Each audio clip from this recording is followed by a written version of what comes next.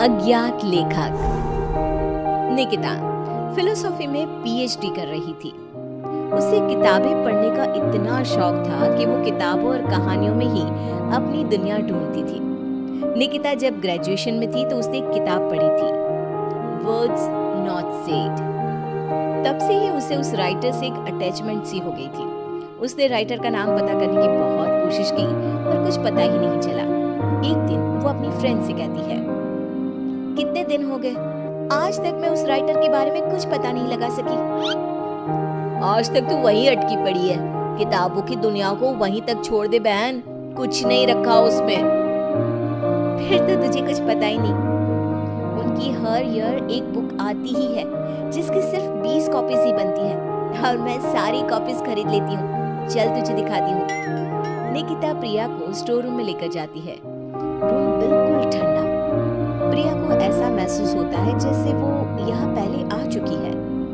कुछ अजीब सा महसूस हो रहा है, मानो मुझे कोई अपनी ओर खींच रहा हो। कमरे में चारों तरफ गुफ अंधेरा। अपने फोन की फ्लैश लाइट ऑन कर निकिता फोन को चारों तरफ घुमाती है। हर तरफ बस उस अज्ञात राइटर की ही किताबें थी। सारी बुक्स को यहाँ छिपा कर रखती हूँ मैं, मेरे अलावा यहाँ कोई भी आता नहीं, इसलिए इस बात की घर पर किसी को भनक तक नहीं है। ऐसा क्या होता है उनकी किताबों में कि तू इतनी दीवानी हो गई है उस राइटर की। निकिता वहीं अपने पास के सेफ से एक बुक उठाती है। उसकी धूल झटकती हुई उसका पहला पन्ना पढ़ना शुरू करती है। ठंडे बंद कमरे में टॉर्च की एक सीधी रोशनी के उजाले में वो दोनों मेरी लिखी किताबें पढ़ रही थी।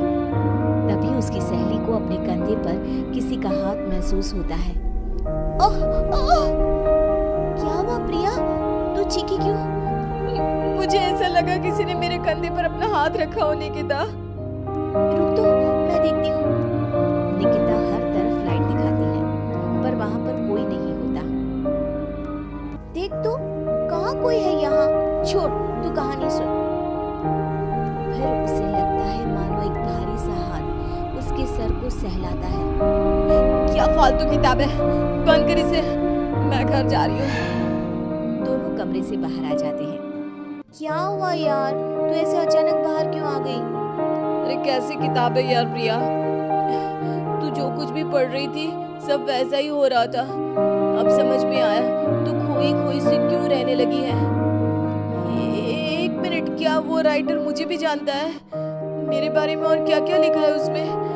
दे मुझे वो किताब दे, मैं घर जा रही हूँ, वहीं पढ़ूंगी।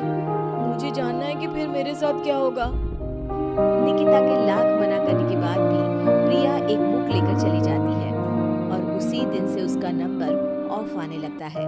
अगली सुबह निकिता को अपने घर के गेट पर ही वही बुक एक एनवलप में रैप्ड मिलता है। एक हफ्ते तक प्रिया की कोई खबर नहीं मिलती। निकिता किताब का पन्ना पलटती है जहाँ प्रिया के गायब होने के बाद टू बी कंटिन्यूड लिखा था। अब मैं नेक्स्ट पार्ट का वेट नहीं कर सकती। प्रिया मेरे कारण ही गुमशुदा हुई है, पर मैं क्या करूं?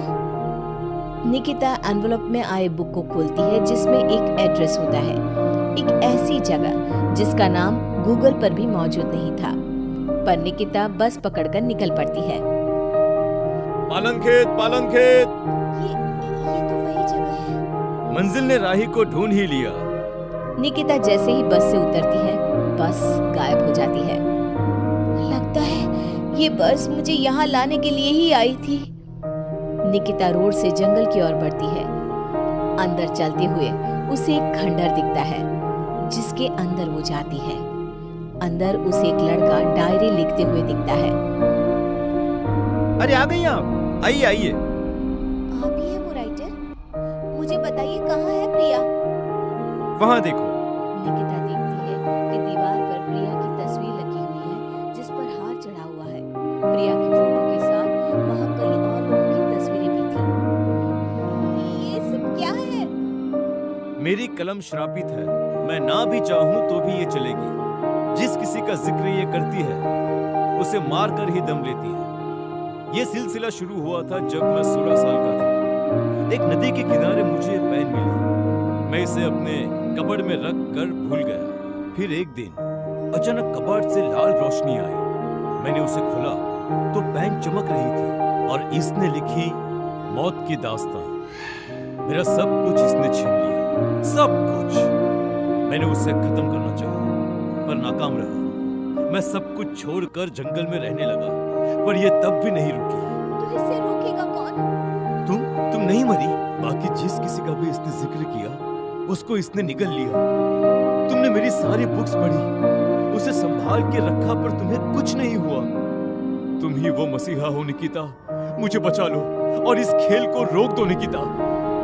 निकिता पेन उठाती है। उसके पेन को पकड़ते ही एक औरत उड़ती हुई आती है और पीछे से उसे लिपट जाती है। उसके शरीर से खून बहे जा रहा था। खुले बाल, झुर्रियों से भरा उसका चेहरा बड़ा डरावना लग रहा था। मेरी गोद में बैठो निकिता, आओ ना। नहीं, बहकना मत निकिता, यही है पेन की मालकिन। रूहें खाती है ये, इसकी बात मत सुनो निकिता। लिखो निकिता, फिर वो लड़की खुद को मार देती है। निकिता पेन उठाती है और लिखती है। करण उछलकर दूर गिर जाता है। आंधी तूफान चलने लग जाते हैं। दीवार पर टंगी सभी तस्वीर नीचे गिर जाती हैं। जिस चेयर पर बैठकर निकिता लिख रही थी वो उड़कर दीवार से टकरा जाती है। मैं जिंदा हूँ? निकिता, तुमने ऐसा क्या लिखा था? और कालिंदी की आत्मा पेन के साथ ही खत्म हो गई। ये लिखकर मैंने पेन की नींव तोड़ दी थी। दोनों उस हवेली से बाहर आ जाते हैं और हवेली गायब हो जाती है।